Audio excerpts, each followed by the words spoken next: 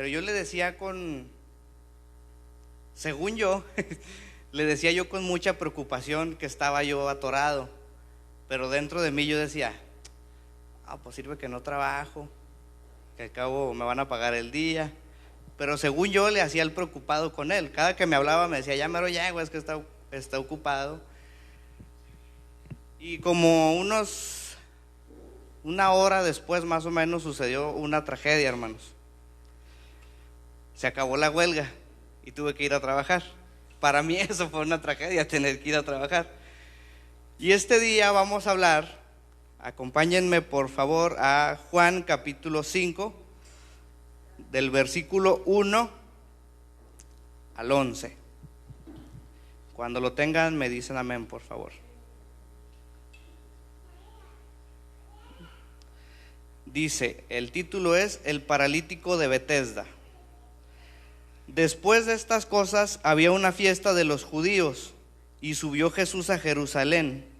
Y hay en Jerusalén, cerca de la puerta de las ovejas, un estanque llamado en hebreo Betesda, el cual tiene 5 pórticos. En estos yacía una multitud de enfermos, ciegos, cojos y paralíticos que esperaban el movimiento del agua, porque un ángel descendía de tiempo en tiempo al estanque y agitaba el agua. Y el primero que descendía al estanque, después del movimiento del agua, quedaba sano de cualquier enfermedad que tuviese. Y había allí un hombre que hacía 38 años que estaba enfermo. Cuando Jesús lo vio acostado y supo que llevaba ya mucho tiempo así, le dijo, ¿quieres ser sano? Señor, le respondió el enfermo, no tengo quien me meta en el estanque cuando se agita el agua, y entre tanto que yo voy, otro desciende antes que yo. Jesús le dijo, levántate, toma tu lecho y anda. Y al instante aquel hombre fue sanado y tomó su lecho y anduvo. Y era día de reposo aquel día. Entonces los judíos le dijeron a aquel que había sanado, es día de reposo, no te es lícito llevar tu lecho. Él le respondió, el que me sanó, él mismo me dijo, toma tu lecho y anda. Y este día quiero hablarles de una imagen que por muchos años me dijeron de este versículo. Me dijeron que era una imagen preciosa y maravillosa de gente que estaba esperando el movimiento del agua para ser sano de alguna enfermedad que tuvieran.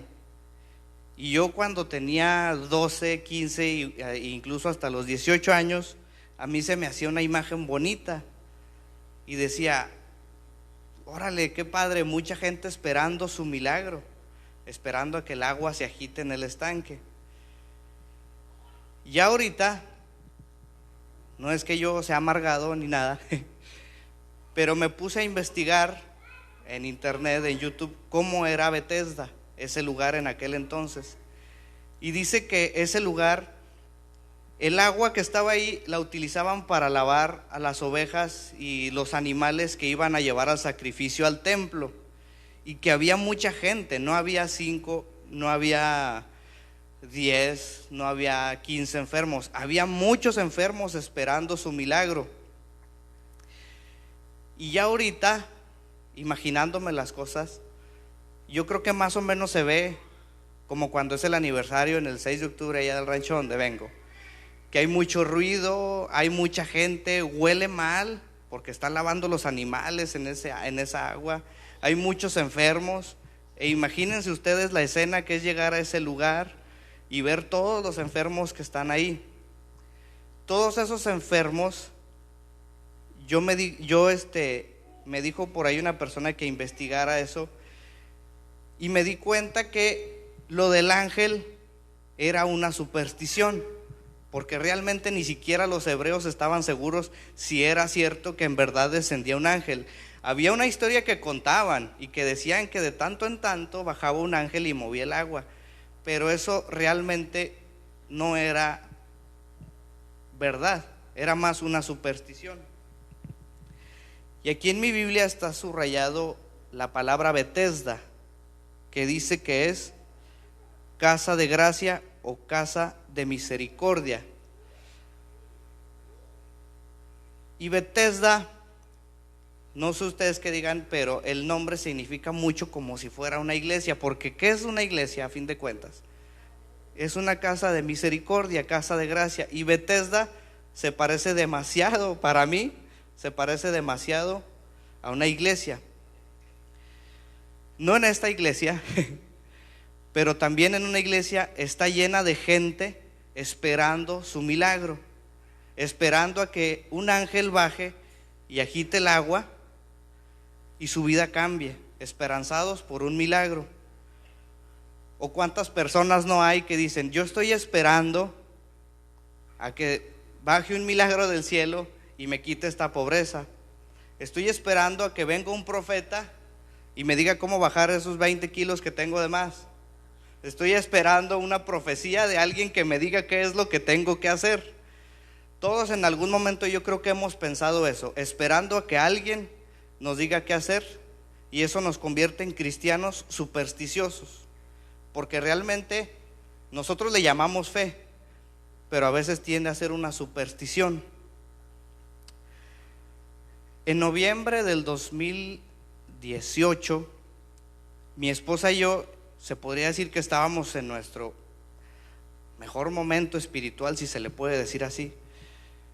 Orábamos, no faltábamos los domingos, ayunaba. Bueno, yo era el que ayunaba, ella no ayunaba porque estaba embarazada. Imagínense una mujer embarazada que ayuna, pues se acaba el mundo, ¿verdad? Y estábamos recibíamos mucha revelación del Espíritu Santo. Nos dio un trabajo el Espíritu Santo a mí y a ella, que fue de ir a hablar a las calles del evangelio, de la salvación, de que Cristo es el único camino. Y estuvimos así más o menos octubre, noviembre, diciembre, enero y febrero, hasta que llegó marzo del 2019, que le podría decir yo que fue el momento en el que yo me atasqué.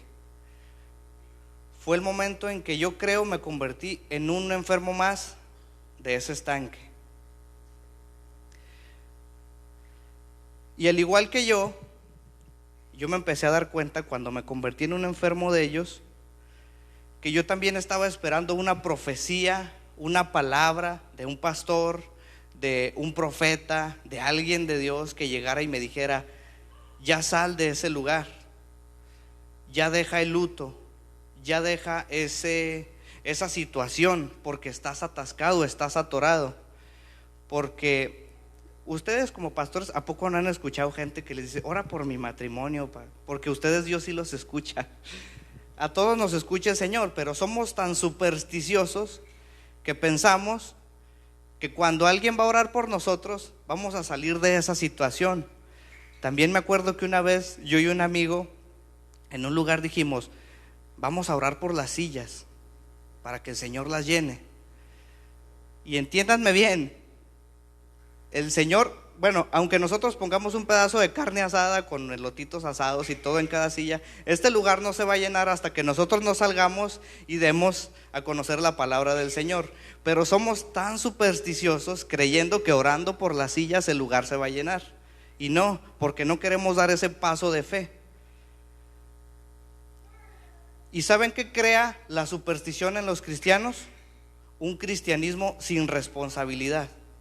Y era lo que yo me estaba creyendo a mí mismo, porque yo decía: estoy hasta estancado en esta situación, me pasó esta tragedia, y yo dejé de trabajar en lo que Dios me había puesto a trabajar, porque yo me llenaba de luto y decía: es que mi situación, es que yo pasé por esto.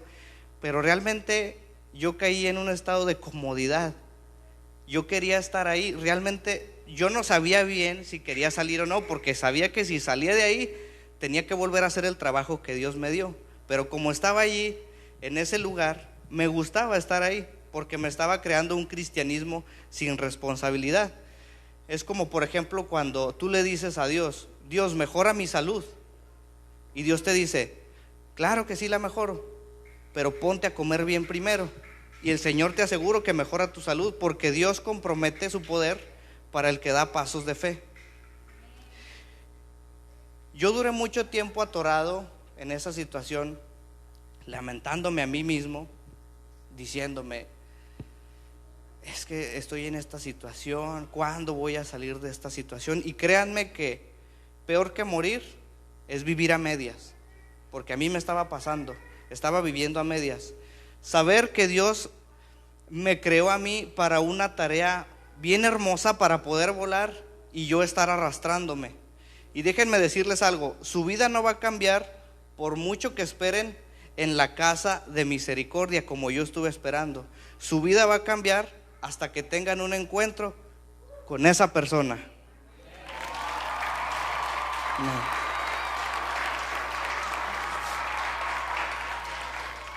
Y esta mañana quiero darles 3 pasos, si quieren anotar o bien, si quieren volver a ver la prédica más tarde.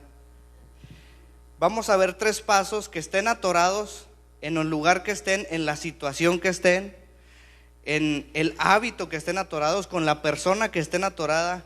Estos 3 pasos que a mí me ayudaron, los pueden ayudar a ustedes. Primer paso es decidir si de verdad quieres salir del estanque. Aquí Jesús preguntó, ¿quieres ser sano? Esa persona en el estanque tenía 38 años enfermo. ¿Cuánto era cuando predicaron con la de el flujo de sangre? 13, ¿verdad? 12. Este llevaba 38 años enfermo. Y Jesús todavía le pregunta, ¿quieres ser sano? ¿No creen que es una pregunta ofensiva, por no decir otra palabra, que Jesús le estaba haciendo? Oye, Jesús tiene 38 años y todavía le preguntas, ¿quieres ser sano? Pero a veces yo me he fijado que en el Evangelio Jesús no hace preguntas tontas, como se le podría decir, sino que Jesús hace preguntas que revelan lo que verdaderamente tenemos en nuestro corazón. Porque Jesús sabe que no todos los enfermos, ni no todos los atorados en el estanque quieren ser salvos y tampoco quieren salir del estanque. Les voy a poner un ejemplo. No sé si por ahí ustedes vieron una noticia en Facebook de un payasito que le habían robado el dinero para la leche de su niña.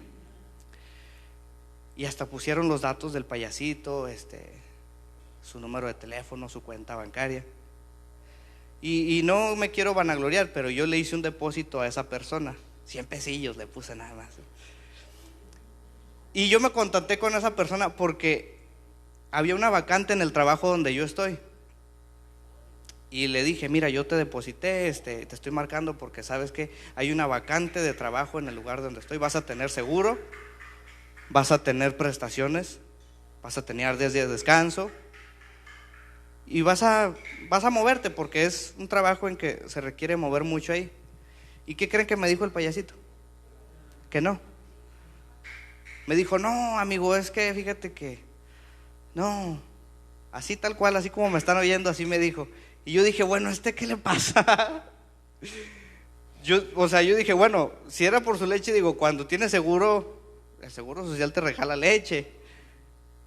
Pero él no quería dejar ese estanque. ¿Estamos entendiendo hasta ahorita? Porque el estancamiento, aunque es mediocre, es bien cómodo. A mí me pasaba, por ejemplo, que me pobreteaban mucho después de esa situación. Ustedes no, gracias a Dios ustedes no. Pero había mucha gente que me pobreteaba mucho y decía, es que pobre de ti, tan joven, pobre de tus hijos. Y la verdad es que a mí me estaba gustando, porque yo me sentía de alguna manera, ay sí, pobrecito de mí. O sea, de primero yo le decía con dolor, sí, pobre de mí, pobre de mí. Y me daban palabra y me visitaban. ¿No está Carlos por aquí? No, ¿verdad? Bueno, es que él fue testigo de muchas cosas. Yo me sentía bien que me pobretearan, la verdad, porque me estaba quitando de responsabilidades. Me acuerdo que por ahí una vez hiciste una velada, mi estimado, de oración, y muchos me dijeron, si no quieres ir, si no te sientes bien, no vayas. Y yo, ay sí, ojalá y me sienta bien. Me acuerdo que hasta te dije así, porque yo ya me estaba acostumbrando, a estar ahí y decía, pues igual y me entienden, pues vengo de una tragedia, pues ¿por qué no me van a entender si no voy? pero yo estaba quedando estancado. Yo me estaba convirtiendo en un estancado más en ese estanque, y prefería la comodidad de una vida mediocre a la incomodidad de una vida nueva. Porque hay gente que se aferra tanto a esa vida vieja, a esa situación vieja, a ese hábito, que no tiene manos para agarrar nuevas soluciones. ¿Saben cómo se le llama eso? Abrazar la pena. Y yo estaba abrazando la pena tan sabroso que a mí me estaba gustando. A mí me gustaba estar abrazando la pena. ¿No les ha pasado que invitan a gente a comer y hasta quieren poner otra silla para los problemas de esa persona, donde nada más está hablando de sus problemas? Y es que mira, yo estoy así atascado por el coronavirus, mira, yo por ejemplo tuve esta situación, mira, yo no puedo dejar de fumar, mira, yo no puedo dejar de ver películas de terror, que era mi caso, pero esa se la voy a contar en otra historia. Y Jesús es aquí donde realmente te pregunta: ¿de verdad quieres salir del estanque? ¿De verdad quieres ser sano? Como le estaba preguntando al paralítico. Y Jesús esta mañana les pregunta a cada uno de ustedes: ¿de verdad quieres ser sanos? ¿De verdad quieres salir del estanque? Amén. Pero muchos de ustedes, o muchos de fuera de aquí, la verdad es que no quieren salir del estanque. O muchos de los que me están viendo no quieren salir del estanque. Y déjenme decirles algo: como Dios los ama tanto, los va a hacer tocar fondo, como me pasó a mí, como le ha pasado a mucha gente. Porque a veces necesitamos un estímulo extra para poder cambiar. A veces necesitamos tocar fondo, como le decía un pastor por ahí. El pastor le dice el efecto cerdo. Yo le digo el efecto marrano porque se escucha más bonito, que es estar entre los cerdos. Porque ¿cuándo cambió el hijo pródigo? Hasta que estuvo con los marranos. No cerdos, marranos. Y por ejemplo, cuando a una persona le diagnostican cáncer por fumar, les aseguro que a otro día ni un cigarro más. O cuando a alguien le diagnostican: ¿sabes qué? La diabetes la traes muy avanzada, y les aseguro que otro día deja la coca. Les aseguro que otro día empiezan a hacer muchas cosas. ¿Saben cuándo fue que yo toqué fondo? Cuando una persona de Dios me dijo: pobrecito. Fue cuando yo dije: no puede ser posible que una persona de Dios me esté diciendo a mí pobrecito. Y como a mí nunca me ha gustado que me pobreteen, bueno, desde esa situación para acá, esa vez, para mí esa imagen fue tan chocante que me dijera pobrecito, que fue cuando decidí cambiar. Fue cuando empecé a salir de esa situación. Y ahorita les voy a decir cómo empecé a salir de esa situación, pero siempre cuando alguien quiere cambiar, por ejemplo a mí, después de esa situación, gracias a Dios yo desarrollé mucha paz. Tanta paz que ahorita en plena pandemia, trabajando en un hospital, tengo mucha paz sabiendo que Dios está conmigo. Y se han acercado jóvenes a decirme: ¿sabes qué, Toti? Yo quiero esa paz que tú tienes. ¿Puedes orar por mí? Y yo les digo: sí. Y oro por ellos y les digo: Dios, arruínales la vida, que toquen fondo. Y a veces Dios me hace caso. Pero como me hace caso, a veces el Señor los salva del infierno a esos jóvenes, los hace tocar fondo y los hace cambiar. Así que hermanos, si alguien quiere que ore por ustedes terminando, ya saben. Vamos al punto número 2, que es renunciar a la mentalidad de víctima. Dice aquí la palabra: Jesús le preguntó: ¿quieres ser sano?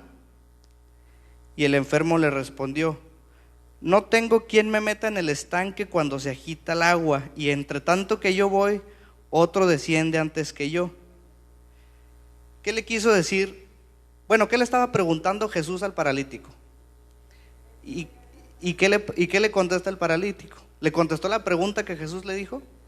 No, él nada más le dijo: Jesús, mira, es que no tengo quien me meta al estanque, y cuando yo voy, otro desciende. En pocas palabras, nadie me ayuda y otros me lo impiden. ¿Qué le estaba diciendo? Estoy así por la culpa de otros. Y yo cuántas veces también no le eché la culpa a otras personas de mi situación, de que no, es que los del IMSS hicieron sus marranadas, No, es que después de esta situación nadie me ayuda, nadie me visita. Y sí me visitaba, nada más que a mí me encantaba hacerme la víctima, la verdad. Pero eso de echarle la culpa a otras personas de nuestra situación viene desde Adán y Eva. O sea que viene desde prácticamente el principio de la humanidad. Cuando Adán come la fruta y le dice a Dios: Adán, ¿qué rollo? Bueno, Dios no habla así de naco, perdónenme, yo nada más le estoy parafraseando. Le dice: ¿qué pasó, Adán? Y Adán le dice: es que la mujer que tú me diste me dijo. Y Dios va con Eva y le dice: ¿qué pasó, Eva? Y Eva le dice: es que la serpiente. Y así se estaban echando la culpa. En pocas palabras le estaban diciendo a Dios: si estamos así, Dios, es por tu culpa. Ellos no se estaban responsabilizando de sus actos. Y como le estaban echando la culpa, yo siempre he dicho: ¿por qué, si Jesús era tan bueno, por qué no perdonó a Adán y Eva y les dijo: pues quédense? Digo, perdonó a David por pecados peores, ¿por qué Adán y Eva no los iba a perdonar? Hasta que leyendo me di cuenta que Adán y Eva nunca piden perdón. Y David sí, y cada uno de ellos sí piden perdón. Y también me he fijado que la mentalidad de víctima arruina el llamado de personas maravillosas. Yo he tenido muchos amigos que por su mentalidad de víctima, yo los miraba y decía: síguele así, síguele así, síguele así. Y de repente, vámonos. Tenía novia y ya. Pero ellos le echaban la culpa a la novia. De hecho, tengo un amigo, pero no voy a decir su nombre. Y las víctimas nos hacen la forma de ver, su forma de hablar es de víctima, que empiezan a decir, por ejemplo, los maridos a sus esposas le dicen: mira lo que me haces hacer, que regularmente es de hombres a mujeres eso. Y las mujeres son de: es que mi marido ya no me hace feliz, ya no me da dinero, ya no me da aguinaldo, que por cierto ahí viene, ya mero. O los jóvenes que dicen: reprobé porque le caigo gordo al profe. Yo era de esos jóvenes que reprobaba y le echaba la culpa al profe y decía: es que ese profe le caigo gordo. Y ahorita que soy grande, bueno, ahorita que soy adulto más bien, yo me doy cuenta de que un profe no tiene el tiempo para que le caiga gordo a un alumno, la verdad. Ya con responsabilidades, yo digo: un profe no se va a poner a fijar, me cae gordo y lo voy a reprobar. No, uno reprueba porque no puede. O a veces le empiezas a echar la culpa al gobierno. No, es que Peña Nieto, no, es que el cabecita de algodón, es que el de derecha, el de izquierda, el del centro, y así nos vamos. Y si todo eso falla, podemos decir: no, es que yo soy de rancho, por eso no prospero, soy de Santo Niño, soy de Chávez. Si me están viendo los de Santo Niño, Chávez, discúlpenme, pero yo así decía, no estoy diciendo que todos seamos iguales. Y si todo eso falla, todos tenemos un comodín que se llama Satanás. Que por ahí me contaron una vez una historia, no voy a decir el nombre de la iglesia, que Satanás estaba en la puerta de la iglesia llorando, y que se le acercó una hermana y le dice: ¿qué te pasa, Satanás? Y que le dijo Satanás: es que allá adentro me echan la culpa de todo. No voy a decir en qué iglesia, digamos que fue en Veracruz, para no echar. Pero ¿qué se podía esperar? Que yo actuara de mucha gente que me pobreteaba, que yo iba a empezar a sentir autolástima por mí mismo y por mis hijos también. Mis hijos la estaban llevando por mi culpa, porque estaban diciendo: mira, el que se quedó viudo, mira, esos niños van a necesitar su madre, mira, ¿a quién le hará de comer a este compa? Mira, ¿a quién? Y empiezan a decir muchas cosas de las situaciones que yo me empezaba a creer que de verdad era un pobrecito. Y empezaba a decir: la verdad es que sí. Y de tanto lamerme yo también las heridas, no las dejaba que cerraran, porque decía: miren, me quedé a todo el mundo. Yo me acuerdo que le andaba diciendo: perdí a mi esposa. Ni me preguntaban, a veces llegaba y decía: perdí a mi esposa, fíjate, hace poco. O sea, para que dijeran: ay, en serio, mira, y que no sé qué. Pero es la mentalidad que uno agarra cuando lo empiezan a pobretear y uno se la empieza a creer.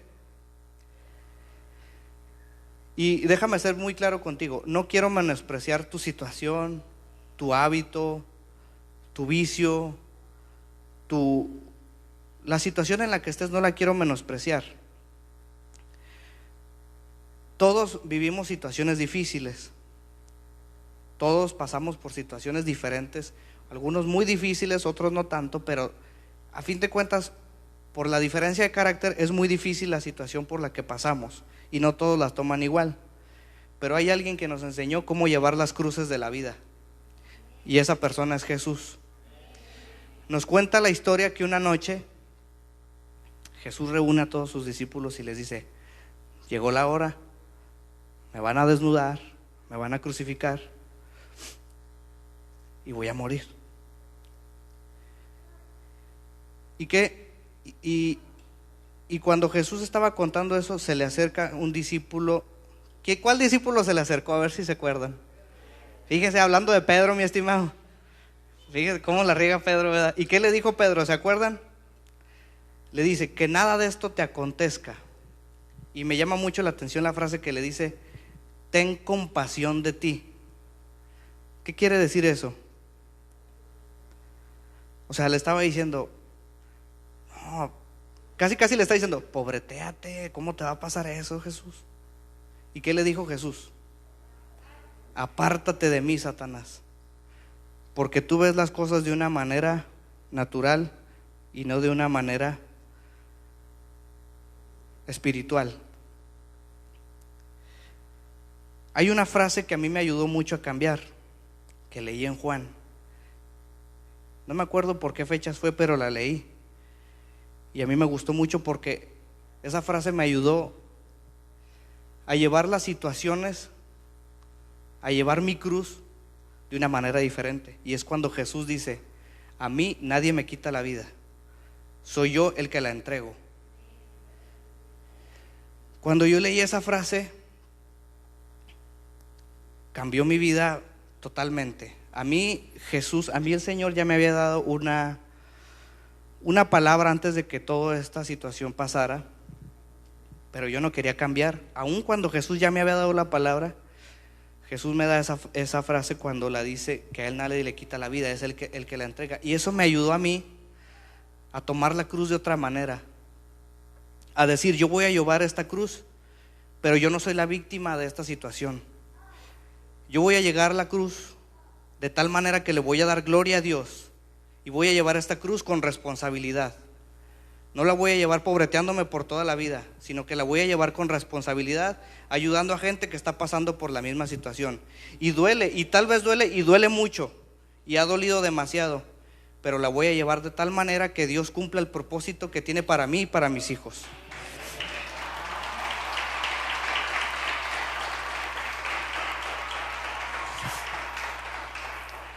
Miren, durante toda mi vida yo he admirado a mucha gente, y este año pude admirar yo a mucha gente que supo sobreponerse después de haber tocado fondo. El año pasado yo admiré a mucha gente que tocó fondo y ahorita utilizó ese fondo para impulsarse. Y este año yo admiré mucho a personas que tuvieron guerras, luchas por las noches, que tuvieron guerras espirituales bien tremendas y que tocaron fondo, pero utilizaron ese fondo para impulsarse para arriba. Como dicen por ahí, que la vida les dio limones y se hicieron una limonada y pusieron un puesto de limonadas todavía. Y déjenme decirle, se vale llorar, sí se vale llorar, pero no para toda la vida.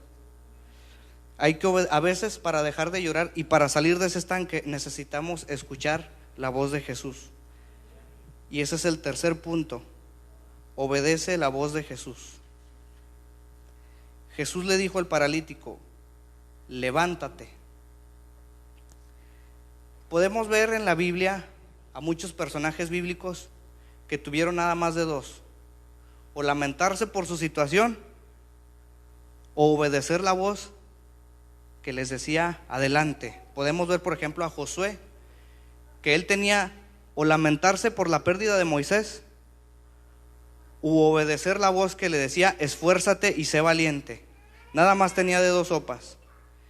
Y cuando Jesús le dice a ese paralítico, el paralítico nada más tenía de dos sopas: u obedecer la voz o quedarse tirado ahí, esperando nuevamente a que un agua se agitara y seguir esperando su milagro.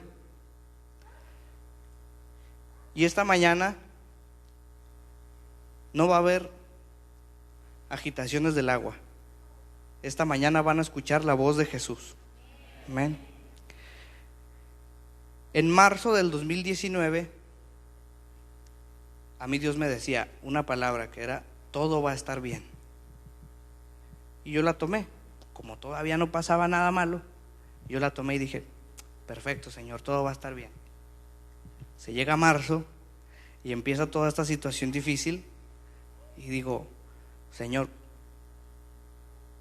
no le quería yo de alguna manera cuestionar, pero decía: Señor, y luego ya decía: bueno, está bien, tú me dijiste que va a estar bien todo y todo va a estar bien.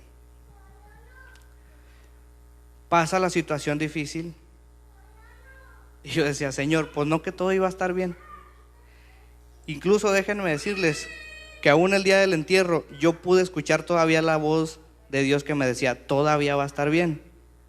Y yo en mi mente decía: pero ¿cómo me dices eso? La verdad, o sea, tampoco me voy a venir y decir: no, hombre, yo siempre le confié al Señor, y decir, no. Yo también dije: Señor, ¿cómo me dices eso ahorita? Hasta que de verdad decidí creer en esa palabra, que todo va a estar bien. Pero déjenme decirle que cada situación, cuando yo por fin tomé esa palabra y dije: de verdad todo va a estar bien, cuando me decían ya ahora sí: pobre de ti y de tu situación, pobre de tus hijos, a tus hijos les va a hacer falta. Cuando me decían: pobre de ti, yo decía: todo va a estar bien. Cuando decían: pobre de tus hijos, les va a faltar una madre, yo decía: todo va a estar bien. En mi mente, porque a veces la gente se ofende cuando les dices, a veces hasta la gente se llega a ofender. Y yo nada más les decía: todo va a estar bien. Me decían: cuando a tus hijos les falte una mamá, yo decía: todo va a estar bien. Me puse en esa palabra: todo va a estar bien. Cuando me han dicho: oye, y Moisés, él no sabe que no tiene mamá, yo decía: todo va a estar bien, y me mantengo en esa palabra. Cuando me han dicho: oye, te va a hacer falta quien te ayude a cocinar, a lavar la ropa, a lavar los trastes, yo digo: sí, cierto. Ahí sí no digo todo va a estar bien, porque la neta sí me hace falta alguien que me ayude. Si el Señor le pone en su corazón a alguien y decir: yo te lavo los trastes, yo les puedo decir: tuve el lunes, tuve el martes, así. Pero todo va a estar bien también en eso, amén. Y todos en la Biblia en algún momento tuvieron que decidir entre lamentarse u obedecer la voz que les decía: todo va a estar bien. También le dice Jesús: toma tu lecho. Yo no sabía qué era el lecho, a pesar de que me veía mucho en la Biblia del lecho, el lecho. Pues a mí se me figuraba que era como un morral. Pero el lecho se puede usar de muchas maneras. Puede ser un morralito, le atiné en lo que yo pensaba. También puede ser como una tipo, sí, como una camita o un pedazo de manta que te ayude. Y también puede ser un lugar donde puedes echar dinero a un limonero. Y cuando Jesús le dice a él: toma tu lecho, quería decir que ese lecho era el símbolo de identidad del paralítico, que le estaba diciendo: ese lecho representa que estás enfermo. Yo, por ejemplo, mi símbolo de identidad yo lo estaba haciendo como el joven que perdió a su esposa joven, pero ya gracias a Dios ya perdí esa identidad. Ahorita mi identidad es el baterista de Veraca. ¿A poco no se escucha más chidote? La neta. Y cuando Jesús le dice que quite el lecho, le estaba diciendo, le estaba invitando a renunciar a toda posibilidad de regresar. Así como cuando Eliseo va y quema todas sus cosas para trabajar cuando va a seguir a Elías, que Eliseo va y quema todo primero. Así le estaba diciendo Jesús: quita tu lecho para que ya no haya un por si acaso, para renunciar a todo tu pasado. Y a veces ese lecho precisamente no representa algo malo. A veces puede ser un contacto en tu celular, a veces puede ser una relación, un hábito, unas personas, pueden ser muchas cosas. No sé si alguna vez han escuchado la frase: quema los barcos de regreso. Esa frase la usaba Alejandro Magno Alejandro Magno era una persona que conquistaba muchos lugares. Y una vez llegó no sé a qué aldea y vio que los triplicaban en número a su ejército. Y pues todo el ejército de Alejandro Magno tenía miedo. Y les dice a Alejandro Magno: quemen los barcos. Y cuando se estaban quemando los barcos, Alejandro Magno les dice: la única manera que tenemos de regresar es ganándole a nuestros enemigos y yéndonos en sus barcos. Así que si quieren ver a sus familias, no hay de otra, tenemos que ganar. Y a veces para tener que ganar una guerra, a veces para tener que salir de ahí, tenemos que quemar los barcos. A veces tenemos que quemar muchas cosas, porque nuestra vida no comienza declarándola, comienza dando un paso de fe. Como como cuando nos compartió aquí el hermano Chava, que él en plena pandemia hizo su empresa, en plena pandemia, porque él obedeció la voz. Porque a veces Jesús nada más te da una palabra. Tú quieres un plan a futuro de 5 o 10 años y que te diga: mira, por ejemplo, Chava, haz esta empresa y le vas a hacer así, ya sabes, los primeros 5 años vas a tener tanto de pérdida, tanto de esto, y los otros 10 así, ya sabes. Pero no, Dios nada más le dijo: adelante. Así como a mí Dios nada más me dijo: todo va a estar bien. Así como Dios le dijo a él: levántate. Porque a veces he pasado mucho tiempo con doctores para saber que cuando alguien tiene una parálisis por incluso un mes y se quiere levantar de repente, que ya se alivió y se quiere levantar de repente, no puede, porque sus músculos están lisiados. Pero ese paralítico caminó sobre la palabra de Jesús. Y así tenemos que caminar también nosotros, con corazones rotos, con situaciones difíciles, y decir: estoy caminando sobre la palabra de Jesús. Y a mí esa palabra me ha hecho caminar aún cuando yo estoy arrastrándome. Me levanto y digo: Jesús, tú me dijiste que todo iba a estar bien. Porque yo ya no quiero que mi identidad de mi pasado sea esa, la del joven que quedó viudo, porque hasta se escucha bien gacho. Miren, yo tengo un amigo, tengo un amigo que él era bien heavy, bien metalero, y tenía el pelo largo, así como las mujeres. De hecho era la envidia de muchas mujeres. ¿Sí se acuerdan de ese amigo, no? Y un día llegó, tuvo un encuentro radical así con Jesús y lo liberó de muchos demonios, de toda esa música que él escuchaba. Yo también la escuchaba, pero también a mí el Señor ya me liberó. Pero él tenía el pelo largo, y un día después de que tuvo el encuentro con Dios, llegó con el pelo corto. Y le dije: oye, ¿sí sabes que el pelo largo no es pecado, verdad? Y me dijo: sí. Y le dije: ¿y luego? Y la mamá me decía: sí. Pero yo sabía que en su silencio él me quería decir: es que ese era mi símbolo de identidad. Estaba quemando sus barcos él. Ya no quería tener esa identidad que era la de ese rockero peligroso que andaba por ahí. Y tú me has de decir: mira, Abraham, es que tú no te puedes comparar a mi situación. Yo no puedo soltar mi lecho así de repente, porque tú has de decir: bueno, yo voy soltando poquito a poquito mi lecho y que Jesús me vaya entregando la vida nueva, así como lo voy soltando, así que me la vaya dando. Pero Dios quiere pasos de fe. Él quiere que obedezcas a la primera. Por eso le dijo: anda. No le dijo: anda y camínale por allí y te vas a topar a tales personas. No, él nada más le dijo: anda. Yo supongo que fue la misma palabra que ustedes dos escucharon también. No fue un plan a futuro, nada más les dijo Jesús una palabra concreta, oílo. Y así a mí Jesús nada más me dijo: todo va a estar bien. Y cuando el paralítico fue caminando, se le acercaron unas personas y le dijeron: oye, no te es lícito caminar ni llevar tu lecho porque es día de reposo. O sea, ellos no estaban viendo el milagro, ellos estaban viendo que estaba violando la ley. Y así como contestó el paralítico, así deberíamos de contestar mucho de nosotros. Mira, yo no sé qué me estás diciendo, pero a mí aquel que me dijo: levántate, me dijo que tomara mi lecho y andara. Y así nosotros debemos de ser. A mí, por ejemplo, cuando me miraban muy contento, muy feliz, me decían: que ya no tienes luto, que ya no te duele, o por qué andas así. Creían que yo le estaba faltando al respeto a mi esposa. Y yo les decía, apártate, no, no se crean. Yo les decía nada más, es que aquel que me dijo que todo iba a estar bien, es que todo va a estar bien. Y yo nada más estoy caminando por esa palabra, que todo va a estar bien.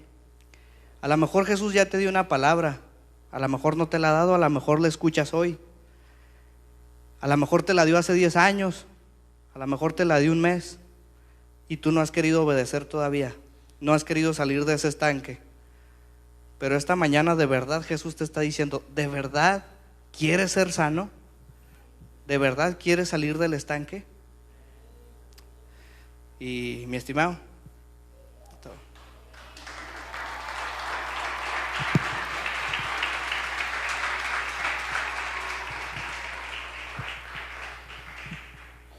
pónganse sobre sus pies. ¿Qué palabra?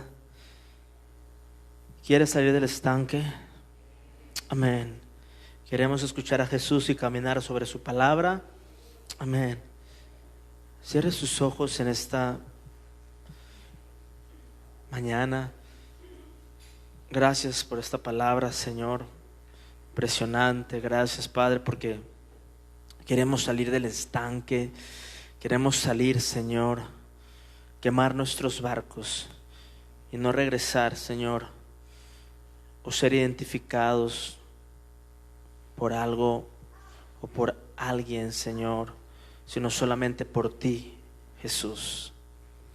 Te adoramos, Señor, y te damos todo el honor, te damos toda la gloria en esta mañana. Di conmigo, Padre, quiero escucharte, quiero salir del estanque.